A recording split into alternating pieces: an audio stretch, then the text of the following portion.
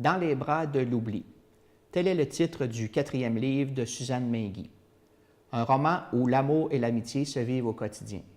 Entrevue avec l'auteur de Boischâtel. Alors, mon tout dernier, mon petit bébé, il s'appelle Dans les bras de l'oubli.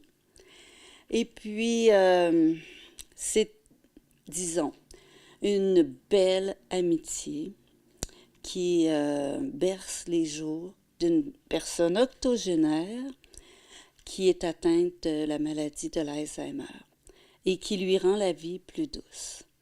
En fait, c'est Sophie, une jeune retraitée, qui vient habiter Québec et qui a pour voisine une octogénaire atteinte de l'Alzheimer. Et entre les deux se développe une belle amitié. Et ce que je voulais démontrer dans ce livre-là, c'est que l'amitié, ça peut rendre les épreuves moins difficiles et que, en fait, on peut tous faire une différence pour quelqu'un dans la vie. Est-ce que c'est ça qui vous a inspiré? C'est ce qui m'a inspiré. Le papa de mon conjoint a été dans un centre pendant 8 ans et j'ai côtoyé beaucoup de personnes qui souffraient de l'Alzheimer. Et je voulais pas décrire la maladie comme telle, je voulais pas qu'on suive les étapes, je voulais simplement que insister sur l'amitié. Et en fait, dans mon cœur, il y a beaucoup de toutes les personnes que j'aime, que je connais, souvent elles parlent dans mon cœur, puis quand je les écoute, il naît des histoires. Puis un jour, j'écoutais une amie qui me parlait de sa voisine. Puis elle disait à quel point elle pouvait l'aider là, simplement en l'amenant à ses rendez-vous, puis tout ça. Puis l'idée a germé. Puis ça a pris 2 ans. À tous les matins, j'écrivais un petit chapitre. Et puis j'ai une sœur qui est enseignante aussi. Je lui ai envoyé le petit chapitre. Elle le lisait, commentait. Bon, puis elle me retournait ça. Puis le lendemain, je recommençais. Puis pendant 2 ans que ça a pris, là, l'aventure de l'écriture. Est-ce qu'on parle d'un roman, d'une nouvelle? C'est quel style? C'est un roman. Un roman. C'est vraiment un roman rempli de cœur, rempli de tendresse. Et la maison d'édition, Les mots en toile, ont décidé de créer une nouvelle collection pour pouvoir insérer mon livre dans la collection parce que de nos jours, là, on lit beaucoup de... Moi, je trouve des histoires tordues. Je dis pas que c'est pas bon, là, mais je dis que les histoires sont tordues, il faut beaucoup de rebondissements, et quand on arrive avec un livre plein de tendresse, un livre qui fait du bien à l'âme, on a de la difficulté à percer. Alors, la maison d'édition, elle a dit, ben, je vais créer une collection qui va s'appeler la collection Chocolat chaud. Alors, des livres qu'on lit avec un bon feu de foyer, avec un petit châle sur le dos, là, puis qui réconforte l'âme. Quand on est terminé, on se sent bien. Puis, je l'espère, on a envie de faire le bien.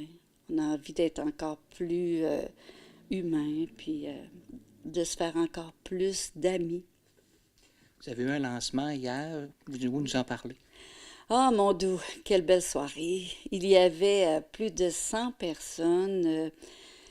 C'est un sujet qui interroge beaucoup et il y avait des amis. Moi, j'ai été enseignante pendant 35 ans, alors il y avait beaucoup de monde de l'enseignement. Il y avait aussi du monde du côté médical qui était intrigué par le sujet. Ça a vraiment été une belle soirée qui se déroulait au club de golf Royal Québec, là, tout près de chez moi. Vous n'en êtes pas à votre première publication. Pouvez-vous nous parler un peu des ouvrages que vous avez faits par le passé? J'ai toujours voulu, dans chacun des ouvrages, essayer de faire une différence pour quelqu'un, pour essayer de toucher quelqu'un. Alors, mon premier roman, j'étais encore enseignante lorsque je l'ai sorti. Et ça s'appelle Dans les trous, des trous dans la tête. Et ça traite de la dysphasie. C'est un jeune enfant de 5 ans qui entre à la maternelle et qui a des difficultés de communication parce que une personne dysphasique, c'est comme si je vous prends, vous, là, vous êtes intelligent, vous avez toutes vos facultés et je vous parachute en Chine. Alors, vous allez avoir l'impression d'être déficient, de ne pas comprendre et de ne pas se faire comprendre. Alors, mon petit Félix de 5 ans entre à la maternelle et il a des difficultés de communication. Puis, c'est ce qu'on lit. En fait, ça se voulait un guide aussi pour les parents, pour les enseignants qui ont à travailler avec des enfants dysphasiques. Par la suite? Par la suite, mon deuxième roman, ça a été Les deux versants de la montagne. Alors, ça raconte les difficultés de relation entre un père et sa fille, qui sont comme chacun de leur côté de la montagne. Mon troisième, c'était pas un roman, ça a été un album de contes pour enfants. J'ai créé des petits êtres qui vivent sous le plancher d'une classe de maternelle et qui sortent la nuit pour laisser des traces. En fait, ce que je voulais, c'est développer l'imaginaire des enfants. Alors, les enfants, quand ils découvrent dans leur coffre à crayon ou dans un casse-tête un petit objet laissé par les petits choux, ils s'interrogent et on fait toute une démarche à savoir d'où ça peut venir. Et un jour, on finit par apprendre qu'il y a des petits choux qui vivent en dessous de la classe de maternelle. Et puis, ils trouvent que les enfants font beaucoup de bruit parce qu'eux, ils dorment le jour. Alors, on vient de créer des règles avec les enfants pour que ça soit un milieu calme, tout ça. Et ils entrent en communication avec nous en laissant des petits messages un peu partout. Et puis, on découvre qu'ils ont des arbres qui font beaucoup de bien, des arbres...